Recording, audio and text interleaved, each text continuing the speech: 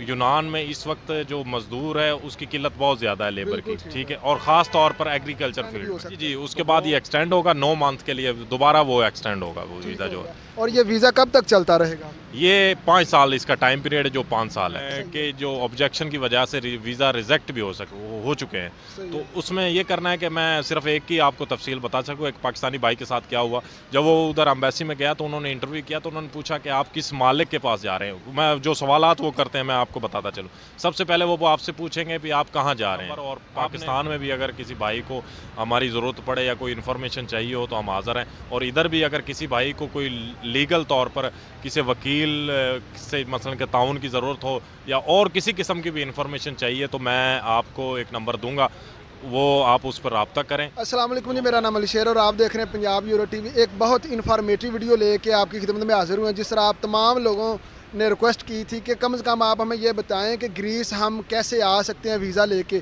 तो आज के बाद ये वीडियो देखने के बाद आपको डंकी लगाने की ज़रूरत नहीं है। ये इंतहाई भरपूर मालूमात इस इंटरव्यू में होगी। हम आपको बताएंगे कि जो ग्रीस में आप वीज़ा लेके कैसे आ सकते हैं।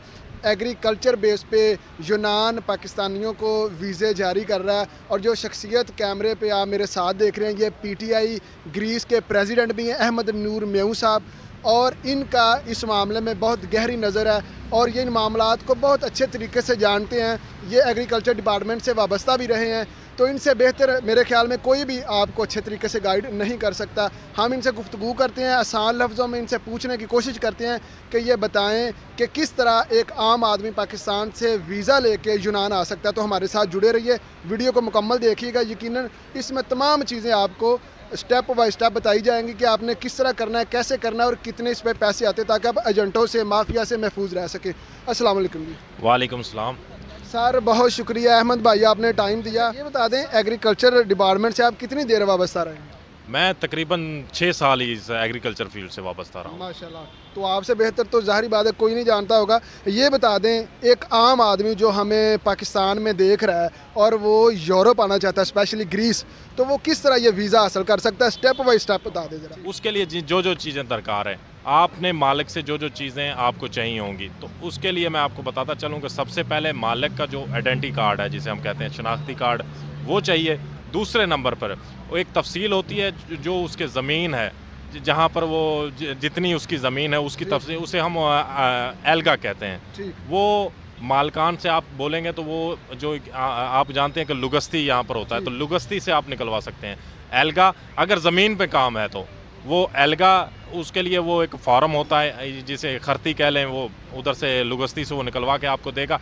अगर उसके पास फैक्ट्री है, फ्रूट की फैक्ट्रीज वगैरह में जैसे आपको मालूम है काम होता है, तो उसके लिए ओजदे उसको कहते हैं फार्म को, उस खर्ती को, वो वहाँ से वो निकलवा के देगा। उसके साथ साथ एप्सिलॉन 1 एप्सिलॉन एना जिसे हम कहते हैं, वो एक फॉर्म होता है, उसमें सारी उस मालिक की तफसील होती है, जिसमें 2 साल का उसके कारोबार की तफसील होती है, जितना टैक्स उसने गवर्नमेंट को दिया हो उसकी तफसील होती है, जिसे हम दिलों से भी कह सकते हैं, वो मालकान की वो चाहिए। उसके साथ साथ एक जो चौथा जो उसमें चीज़ है वो है एप्सिलॉन अय्या।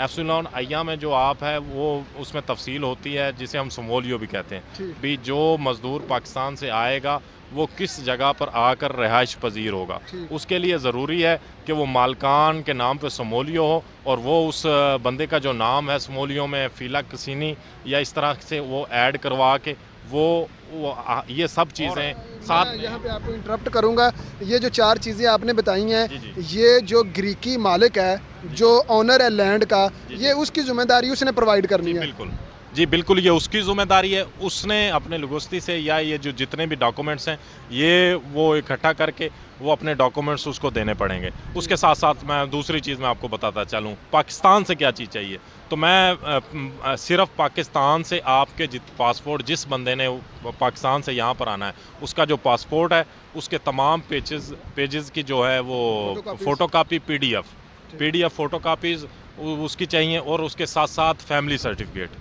जिसे हम FRC भी कहते हैं, वो 2 चीज़ें चाहिए। अब उसके साथ साथ मैं एक बात को दोहराना चाहता हूँ या तफसील थोड़ी सी आपको बताना चाहता हूँ कि कुछ पैराफेरियाज हैं जो यूनान के, वो उसकी अटेस्टेशन मांग रहे हैं। उसकी फैमिली सर्टिफिकेट की। पहले उसकी अटेस्टेशन आपने फॉरेन ऑफिस से करवानी है और उसके बाद उसकी जो अटेस्टेशन है वो आपने ग्रीक एम्बेसी इस्लामाबाद से करवानी है। ठीक हो गया। फिर ये जब पूरी फ़ाइल आप मुकम्मल हो जाएगी, आपने वकील के पास जाना है। तो जब आप वकील के पास जाएंगे तो मैं थोड़ी सी वाज़े करना चाहता हूँ कि कुछ लोग कहते हैं कि 300 रुपये या खर्चा आता है, 300 एवरो खर्चा आता है या 400 एवरो खर्चा आता है। मैं बताता चलूँ कि 100 एवरो उसका पारावुला है, जो गवर्नमेंट की फ़ीस है वो सिर्फ 100 यूरो है। उसके साथ साथ जो वकला यहाँ के हजरात हैं जो ग्रीक के, वो मुख्तलिफ उनके फ़ीसेज़ हैं। मसलन 300 एवरो, 400, 500, वो मुख्तलिफ हैं जितना भी किसी के हो, जो किसी की डिमांड हो। ठीक है। जब आप ये सब चीज़ें वकील के पास ये फ़ाइल दे देंगे तो फिर आगे वकील की ज़िम्मेदारी है। वकील जो ATC है वो मुतलका जो पैराफेरिया है उसमें अंदराज उसका करवाएगा, और जो मुतलका पैराफेरिया है उसकी ज़िम्मेदारी है कि वो 8 से 10 दिन में इस प्रोसेस को मुकम्मल करके फ़ाइल को ओके करके, और वो उसकी जो ईमेल है वो जो ग्रीक एम्बेसी है इस्लामाबाद उसको भेज देगा। उसके साथ साथ जब आपकी जो ईमेल है यहाँ से आपकी फ़ाइल ओके होकर उधर पहुँच जाएगी इस्लामाबाद, ग्रीक एम्बेसी इस्लामाबाद में, तो उसके बाद फिर वो उस मजाज होगा कि 45 दिन उसका टाइमिंग है। 45 डेज़ के अंदर अंदर वो जो है वो आपको बाकायदा कॉल करेंगे या टेलीफोन करेंगे कि आपकी अपॉइंटमेंट है, आप ग्रीक एम्बेसी आएँ, आपका जो स्पॉन्सरशिप या सीजनल वर्कर का वीज़ा है वो ग्रीक से आया हुआ है। जब आप उधर जाएंगे तो फिर वो आपका इंटरव्यू करेंगे। इंटरव्यू करने के बाद अगर आप उस इंटरव्यू में कामयाब हो जाते हैं या वो समझें कि पास कर लेते हैं, जो सवालात आपसे करेंगे उस आप जवाब देने में कामयाब हो जाते हैं, तो उसके बाद आपको वो जो मेडिकल के लिए जो लिबर्टी है उसमें भेज देंगे और आपका पासपोर्ट वो रख लेंगे। तो जब आपका जो मेडिकल रिज़ल्ट उनके पास उनको रिसीव कर लेंगे वो, तो उसके बाद वो आपको बुलाएंगे और 3 माह का जो वीज़ा है पहले वो 3 माह का वीज़ा जो है आपके पासपोर्ट पर ग्रीक एम्बेसी वाले लगाकर आपको दे देंगे। उसके बाद आप अपनी टिकट लेकर और यहाँ पर आ सकते हैं और काम कर सकते हैं। ठीक हो गया। और ये वीज़ा 3 माह के बाद एक्सटेंड भी हो सकता है? जी, उसके बाद ये एक्सटेंड होगा 9 मंथ के लिए, दोबारा वो एक्सटेंड होगा वो वीज़ा जो है। और ये वीज़ा कब तक चलता रहेगा? ये 5 साल इसका टाइम पीरियड है, जो 5 साल है। सही है। अच्छा, ये बता दें, यकीनन जो लोग जिनके भाई रिश्तेदार अहबाब ग्रीस में रहते हैं वो रिक्वेस्ट कर सकते हैं अपने भाइयों से कि अगर आप किसी यूनानी मालिक, ज़िम्मेदार मालिक के पास काम करते हैं तो ये जो फॉर्म, ये डॉक्यूमेंट्स इन्होंने बताया है, वो डॉक्यूमेंट्स आपने सारे इकट्ठे करने हैं। पाकिस्तान से सिर्फ 2 चीज़ें चाहिए। सर दोबारा बता दें इस पे टोटल कितना खर्चा आएगा, इंक्लूडिंग टिकट भी कर दें, कितना खर्चा आ जाता है? 45 दिन तो ड्यूरेशन हो गई ना इसकी, खर्चा कितना आ जाता है? सर इसके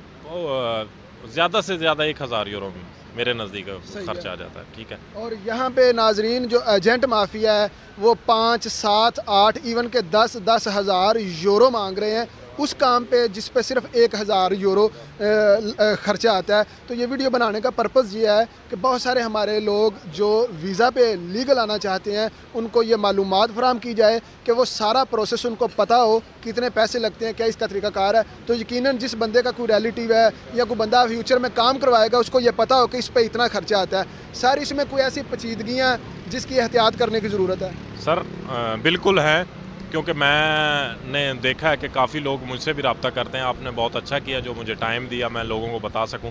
सर इसमें जो जहां पर परेशानी या मामलात बन जाते हैं वो है ग्रीक एम्बेसी इस्लामाबाद में। एक तो वो जल्दी अपॉइंटमेंट नहीं देते, दूसरा अगर वो अपॉइंटमेंट दे भी दें तो वो कोई ना कोई कह लें कि वो पॉइंट तलाश करते हैं कि जिसकी वजह से वो ऑब्जेक्शन लगा सकें। काफ़ी जो दोस्त हैं हमारे जिन के जो ऑब्जेक्शन की वजह से वीज़ा रिजेक्ट भी हो चुके हैं। तो उसमें ये करना है कि मैं सिर्फ एक ही आपको तफसील बता सकूँ। एक पाकिस्तानी भाई के साथ क्या हुआ, जब वो उधर एम्बेसी में गया तो उन्होंने इंटरव्यू किया, तो उन्होंने पूछा कि आप किस मालिक के पास जा रहे हैं। मैं जो सवालात वो करते हैं मैं आपको बताता चलूँ। सबसे पहले वो आपसे पूछेंगे कि आप कहाँ जा रहे हैं, आपने बताना कि हम उस जगह पर जा रहे हैं। फिर वो आप बोलेंगे कि उस मालिक का नाम क्या है या ज़मींदार का नाम क्या है। जब आप ज़मींदार का नाम, फिर आपको पूछेंगे कि किसके रेफरेंस से उसने आपको वीज़ा दिया। तो फिर आप बताएंगे कि इस तरह मेरा भाई है या मेरा कोई रिश्तेदार उधर है तो उसके रेफरेंस से मुझे वीज़ा लगा। दूसरी बात वो फिर आपको पूछेंगे कि आपने वहाँ पर क्या काम करना है। तो मैं सिर्फ इतना कहना चाहूँगा अपने भाइयों से भी, ये सारी तफसीलात आपको पहले होनी चाहिए। आप यहाँ पर अपने दोस्तों से पहले पूछ लें कि भी हाँ डिटेल ले लें भी वहाँ पर क्या क्या काम है जो हमें करना पड़ेगा, या जिस ज़मींदार के पास हम जा रहे हैं उसका नाम क्या है, उसका एड्रेस क्या है, या वो कौन कौन सी फसलें काश्त करता है।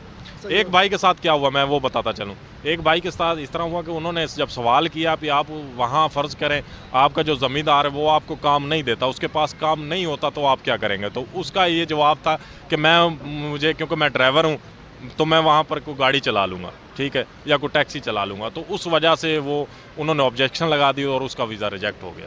तो ये एहतियात करनी है। और एक और मैं दोहराता चलूँ कि जिस तरह हमारे भाई कह रहे हैं कि भी हम उधर जाके दूसरे को काम कर लेंगे, तो ये भी गलत बात है।